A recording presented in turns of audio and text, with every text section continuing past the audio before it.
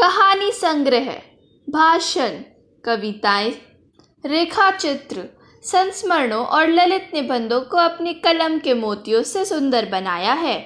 मेरे हृदय में पशु पक्षियों के प्रति अधिक प्रेम भाव है तथा इसके परिणाम स्वरूप मैंने बहुत से जीवों को अपने पास रखा व उनकी रचनाएं भी दुनिया को सुनाई हैं।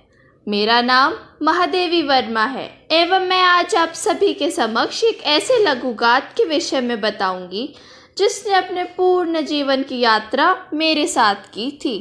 जब सवेरे मैंने कमरे से बरामदे आकर देखा कि दो कौवे गमले के चारों ओर चोंच प्रहार कर छुआ छुएवल जैसा खेल खेल रहे हैं तो समाज में उनके चरित्र का आभास हुआ। उस विचित्र पक्षी को एक साथ समादरित व अनादरित किया जाता है। मगर अचानक ही इस विचार में बाधा उत्पन्न हुई, क्योंकि गमले और दीवार की संधि में छिपे छोटे से जीव पर मेरी दृष्टि रुक गई थी। समीप जाने पर वहां एक गिलहरी का छोटा सा बच्चा था, जो संभवतः घोंसले से गिर पड़ा होगा और अब वे कौवे उस पर मानो अपना सुलभ आहार खोज रहे हो। नन्ही गिलहरी अधमरी हालत में वहां पड़ी थी। सभी ने कहा कि कौवे के दो घावों के पश्चात वह अब जीवित न रहेगी व उसे ऐसे ही छोड़ दिया जाए, पर मेरा मन नहीं माना। वह अपने प्रयासों से उसका उपचार अपने कमरे में किया। रुई की पतली पत्ती दूध से भिगाकर उसे पिलाने के लिए प्रयत्न किए, पर उसका मुंह न खुल सका। फिर कई घंटों बाद 2 बूंद दूध टपकाया जा सका। 3-4 महीनों में ही उसके स्निग्ध रोए, झब्बेदार पूंछ और चंचल चमकीली आंखें सभी का मन मोहने लगी। हम उसे गिल्लू कहकर बुलाने लगे। मैंने फूल रखने की हल्की डलिया में रुई बिछाकर उसके लिए एक निवास स्थान बनाया। जब मैं लिखने बैठती थी, उसे मेरा ध्यान आकर्षित करने की बड़ी तीव्र इच्छा होती। वह मेरे पैर तक आकर पर्दे तक चढ़ जाता और फिर उसी तेजी से उतरता।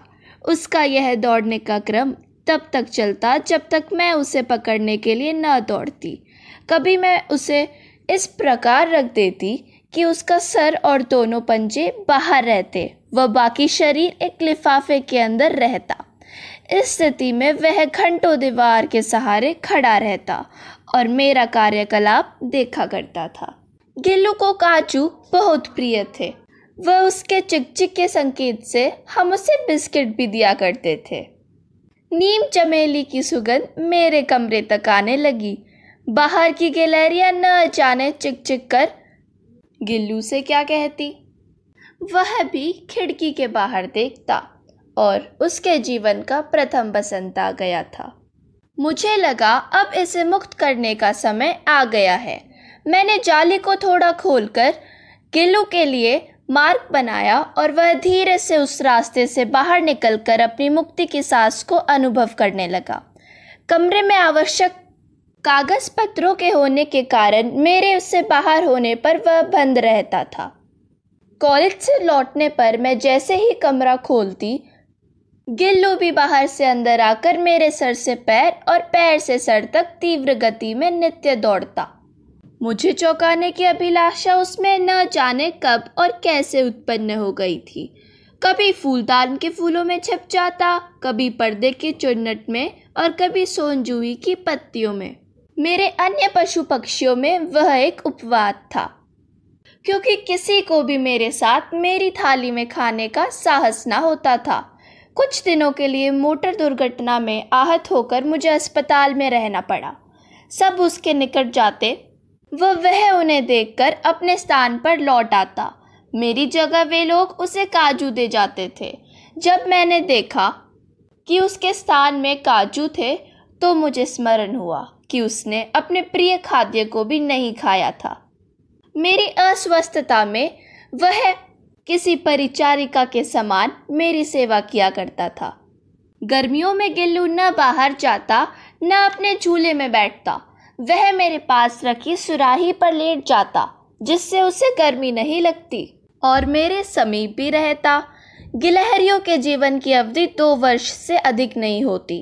अतः गिल्लू की जीवन यात्रा का अंत आ ही गया। दिन भर उसने न कुछ खाया न बाहर गया। रात में अंत की यातना में भी वह अपने झूले से उतरकर मेरे बिस्तर पर आया और ठंडे पंजों से मेरी वही उंगली पकड़कर हाथ से चिपक गया जिससे उसने अपने बचपन की वर्णासन स्थिति में पकड़ा था। पंजे इतने ठंडे हो रहे थे कि मैंने जागकर हीटर जलाया और उष्णता देने का प्रयत्न किया, परंतु प्रभात की प्रथम किरण के स्पर्श के साथ ही वह किसी और जीवन में जागने के लिए सो गया।